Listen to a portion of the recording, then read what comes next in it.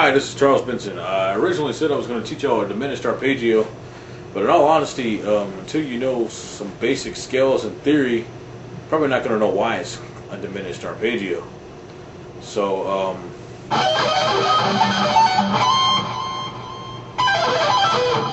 I think we can learn that on another day, because today you're not going to know why it's diminished. Probably don't even know. I got to teach you the difference between major and minor and the scales. We will do a lot of guitar playing, but we're also going to do a lot of theory talk, because you have to understand why. Otherwise, it's just not going to make any sense. You have to know why you're playing.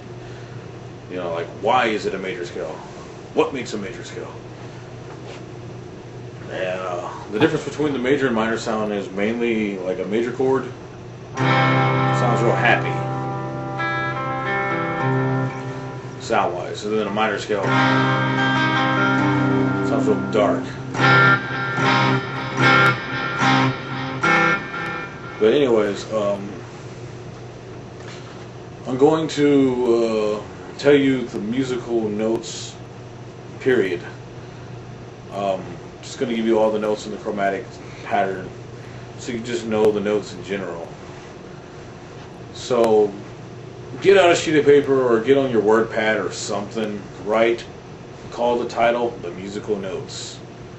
I think there's like, I don't know how many musical notes there are, but I know what they are. So anyways, write them down, and then after this we'll go over the C major scale, and I'll explain to you why it's a major scale and what makes a minor scale. So write this down. C, C sharp, D, D sharp, E, F, F sharp, G, G sharp, A sharp, B, and C. And I'll say it again. C, C sharp, D, D sharp, E, F, F sharp, G, G sharp, A sharp, B, and C. Okay, that's just your musical notes, period. That covers all 1, 2, 3, 4, 5, 6, 7, 8, 9, 10, 11, 12. Covers all 12 of them. Okay. Now we're going to talk about the C major scale. Alright. Now, above every letter I'm about to tell you, you need to put a number. And I'm telling you in order. So C, for example, will be number 1. This is the C major scale. C, D, E, F, G, A, B, C.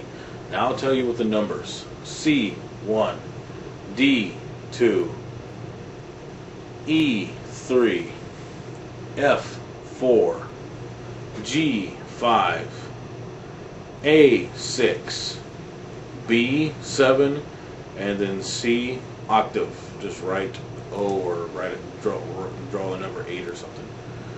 Or you can call it 1, because it's basically just starting over again on a higher octave.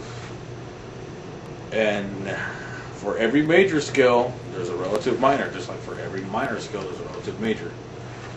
For C major, your relative minor would be your 6 in your scale, and that would be A. Now write down the A minor scale. A, 1, B, 2, C, 3, D, 4, E, 5, F, 6, G, 7, then A, octave, or 8 or 1, whatever you want to call it. And now this is how you discover the major in your minor scales. It's the third of every minor scale is your relative major, and the 6th of every major scale is your relative minor. And we'll explain diminished stuff probably in another video. I don't have a curriculum yet. Bear with me, we're going by ear.